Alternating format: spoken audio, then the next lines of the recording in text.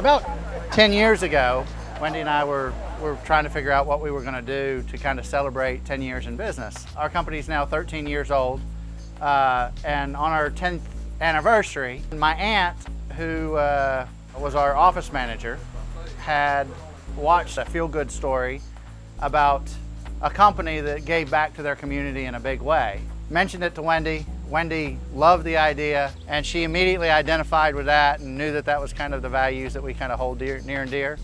The first project we did, we selected ourselves, and I knew the project that needed it. It was a tank in Burnsville, North Carolina that was rapidly deteriorating. Freeze-thaw cycles were eating through this tank, and they were going to lose their only water tank in short order. In giving that tank away, it was so much fun. We were like, you know what, we need to continue this and do it year after year. It felt so good the first time that we just wanted to keep it up.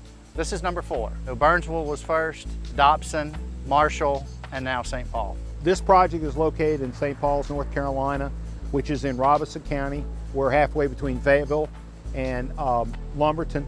We're a town of about 2,250 people. This is our wastewater treatment plant. We serve about 1,300 customers.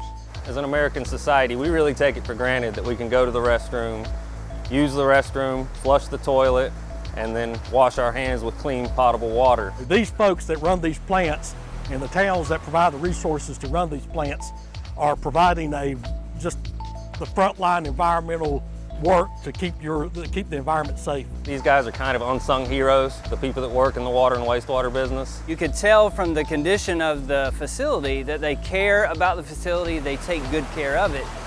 It's just that over time, it had really come into a state of disrepair. Our revenue barely covers the expense. There's no preventative maintenance at all. We just go on fix and repair as needed. We don't have a sewer line except for the one we put in last year that's less than 40 years old. This plant, as you said, is 60, 70 years old. A lot of the equipment had never been touched since then. It's getting some age on it. It's been in operation for about 50 years, and I imagine in the next 3 or 4 years they would have started to have failures where they would have had water going through the concrete instead of following the channel. First tour through the plant, I actually thought it was pretty bad. So a lot of the elected officials do not understand the significance of these facilities and the age and the condition. I'm fortunate. Most of my board has been to our sewer plant. They know what we're dealing with. Unfortunately, there are a lot of towns like St. Paul's that have a lot of needs and they're not getting addressed because the resources are not there a lot of times. In 20 years, it's never been a line item. It wasn't on the schedule. The condition of the infrastructure gets to a point where you actually have to spend more money to get it back up because the more it deteriorates, the harder it is to get back to a usable condition. For CMT to come in and provide this for the town just makes a world of difference for a small town like St. Paul's. We needed it. This is known as a chlorine contact chamber. This is where the water leaves the plant, gets contacted literally with chlorine. pH of the water, incoming water, when you add the chlorine to it, it's aggressive to the concrete paste. It was in pretty rough shape. It hadn't gotten to a structural problem yet, but it was heading in that direction. These inner walls had lost about 1 inch of mortar. From ammonia and chlorine. Luckily, we got to it before it was structural. We were within a few years. The first thing we had to do was, of course, clean it and prep the concrete. Pressure wash, sandblast.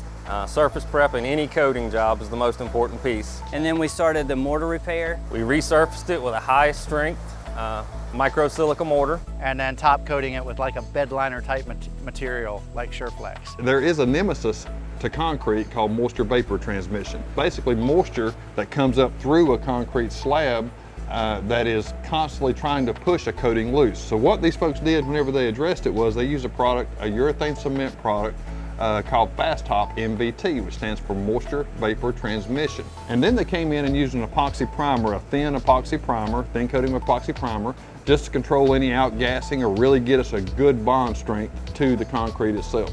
Almost like a drop-in liner being applied to this particular situation. All the way through it to the other side, there's nowhere water can go in this thing. It's basically a monolithic liner put in this thing that realistically will be here for the next 40, 50 years, till we're all retired and gone, this will still be in service. Now that my board has seen a tank get coated and see how much better it looks, and they now understand what it'll mean when we say we got to do that to this, that, and the other plant. Doing things like the contact chamber, that was not in our foreseeable future. But this board and its predecessor did the right thing.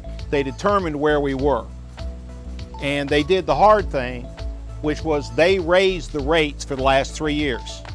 So they had decided to make the investment to raise the rates and to help us become self-sufficient. What's really cool is our larger clients that hear about the program and think that that's really special. The Give Back program is just amazing that they're willing and able to do this for the small towns. What we do hope is that this ends up being more like a Habitat for Humanity. So as Diener and the Rural Water Association and AWWA understand more about it, that's kind of becomes a challenge to other companies that serve this industry. There's been some interest from other companies that might do some demolition or some construction or some pump rehab. For somebody to pay attention to a small town who will likely never be a client, knowing that they've got infrastructure and needs from a tax standpoint, tax base and funding standpoint, that somebody's paying attention to them, it's kind of cool. To be able to give to them something that right now they can't give for themselves, it's a great thing for us as a company to be able to offer that as a gift. They've been so appreciative, so thankful to just share how much they are grateful for the work we have done. And if it hadn't gotten done, I don't know how long it would last. You know, it might have been one of the emergency calls. Now you could expect another 30, 40 year service out of this project. Barring any unforeseen, it should easily give you 20 plus years of service. It may gave us even 40 more years on it. So it's all in how well we did what we did will make it last. It's in the prep. It's all about giving back and saying thank you to the industry that has given us the opportunity to grow from 3 people in 2003 to close to 50 now. I just have to say, I think it's just great being a business owner myself. There's nothing more than just giving back to the communities and knowing that we're not left behind, the little towns aren't left out. CMT!